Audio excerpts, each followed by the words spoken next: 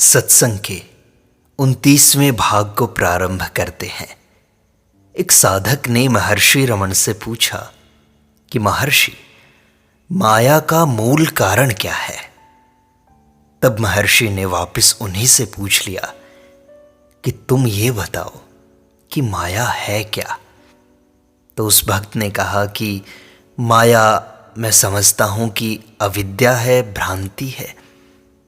तब महर्षि ने समझाया, पहले यह जानो कि भ्रांति किसको है। भ्रांत होने के लिए किसी का होना आवश्यक है। भ्रांति अज्ञान है। तुम्हारे मतानुसार अज्ञानी आत्मा दृश्य पदार्थों का अवलोकन करती है, जबकि दृश्य पदार्थ ही नहीं है तो माया कैसे रह सकती है? माया है या माँ जो नहीं है वही तो माया है। जो शेष रहता है वही सद आत्मा है।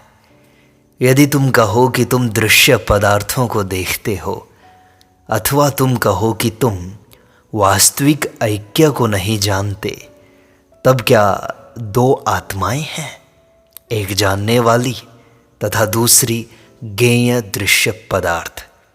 स्वयं में दो आत्माएं होना कोई भी स्वीकार नहीं करेगा।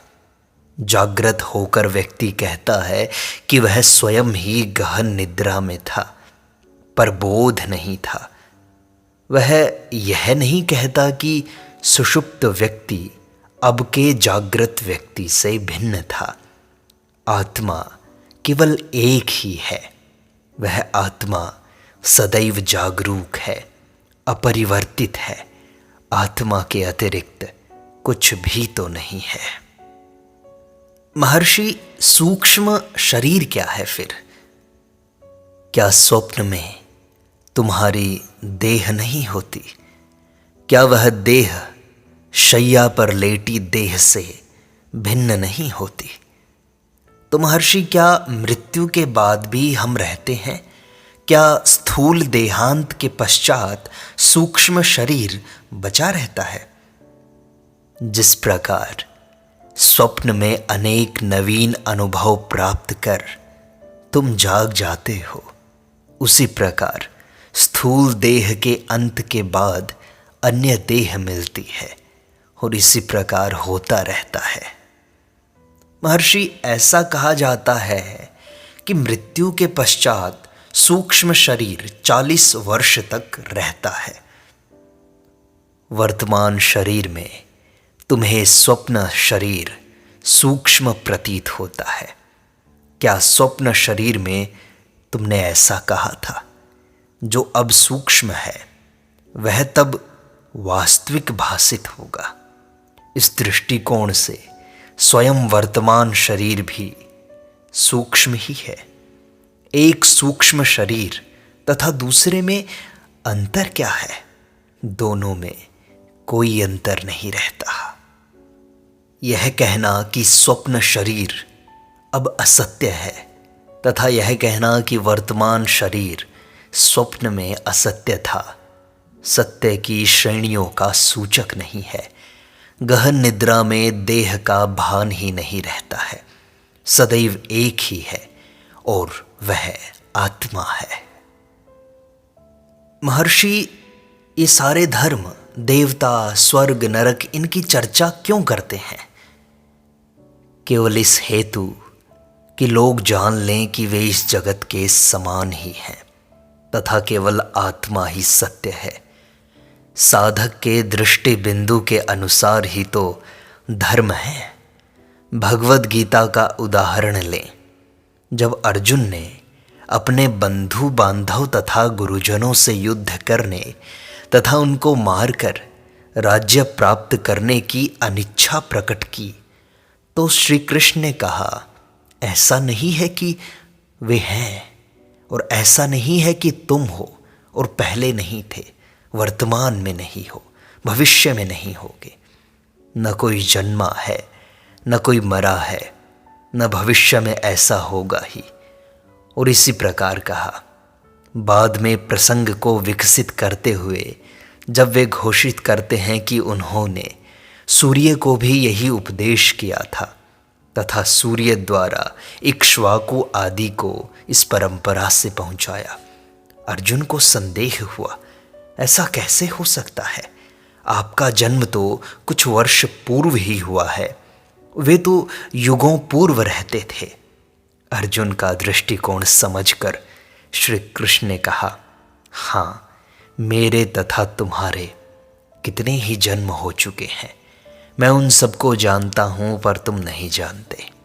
ऐसे वचनों में विरोधाभास प्रकट होता है, किंतु फिर भी ये प्रश्नकर्ता के दृष्टिकोण से सही है। ईसा ने भी यही घोषणा की थी कि वे अब्राहम से भी पहले थे। महर्षि, फिर धर्मों में ऐसे विरोधाभासों का, ऐसे विवरणों का क्या तात्पर्य है? केवल आत्मा की सत्यता को दृढ़ करने के लिए हैं। महर्षि, आप सदैव ही उच्च दृष्टिकोण से कहते हैं। लोग सरल स्पष्ट सत्य को समझ नहीं पाते। जो सत्य उनके दैनिक जीवन का है, नित्य सिद्ध है, अनुभूत है, वह सत्य आत्मा है। क्या कोई ऐसा है जो आत्मा को न जानता हो? उस आत्मा के संबंध में वे सुनना भी पसंद नहीं करेंगे, जबकि वे सबसे परे स्वर्ग, नरक, पुनर्जन्म के संबंध में जानने को उत्सुक रहते हैं। चूंकि वे रहस्य प्रेमी हैं, किंतु स्पष्ट सत्य के प्रेमी नहीं हैं, इस कारण धर्म उन्हें बहलाकर आत्मा तक घुमा कर लाते हैं। इधर उधर भटक कर तुम्हें आत्मा में वापस ही आना होगा। तब फिर अभी यहीं आत्मा में क्यों न रहो? इस सत्य को जान लो। दूसरी सृष्टि को देखने के लिए आत्मा का दृष्टा अथवा संकल्प करने वाले के रूप में होना आवश्यक है। उनकी सत्यता दृष्टा तथा संकल्पकर्ता की सत्यता के अनुपात की ही है। बिना दृष्टा आदि के उनका अस्तित्व नहीं है। इस कारण वे आत्मा से भिन्न नहीं हैं।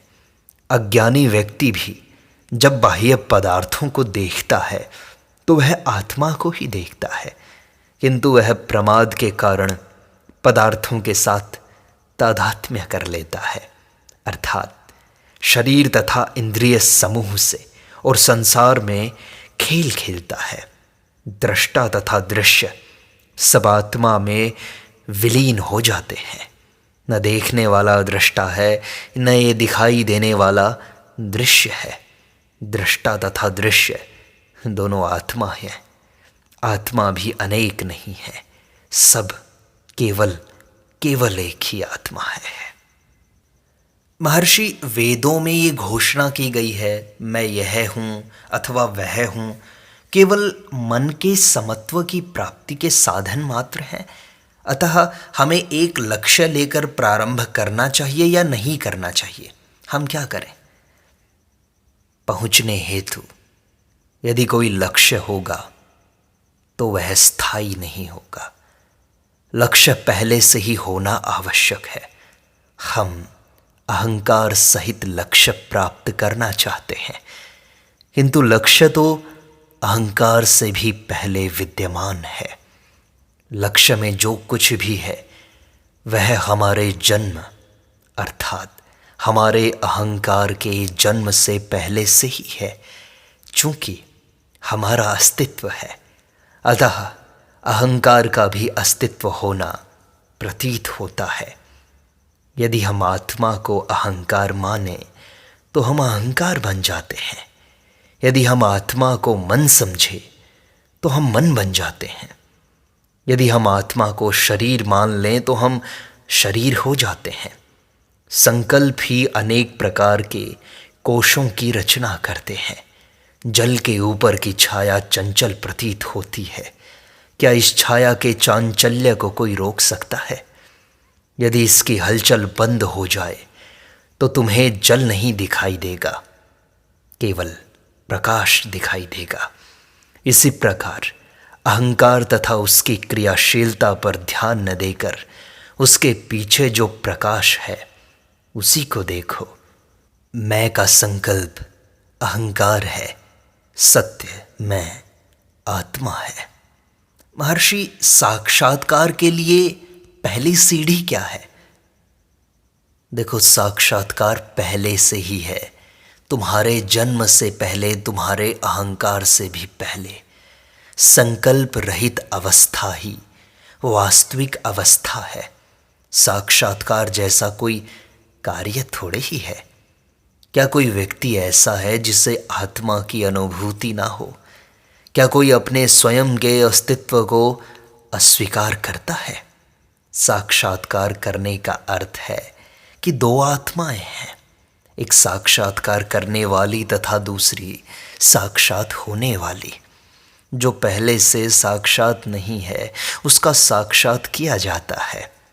एक बार अपने स्वयं का अस्तित्व स्वीकार कर लेने के पश्चात यह किस प्रकार संभव है कि हम अपनी आत्मा को न जानें? महर्षि, ऐसा तो संकल्पों के कारण, मन के कारण हो सकता है। ऐसा ही है, यह मन ही तो बीच में खड़ा होता है और हमारे आनंद पर पर्दा डालता है। अपने अस्तित्व का हमें कैसे भान होता है? यदि तुम कहो कि अपने चारों ओर जगत के कारण, तो तुमको यह कैसे मालूम हुआ कि तुम गहन निद्रा में भी थे? तो महर्षि, मन से कैसे मुक्त हो हम?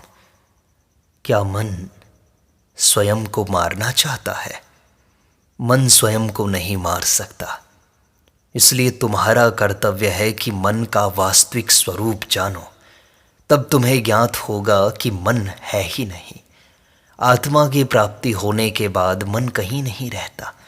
आत्मा में दृढ़ रहने पर किसी को मन की चिंता की आवश्यकता नहीं है। महर्षि, क्या हम ईश्वर को साकार रूप में नहीं देख सकते?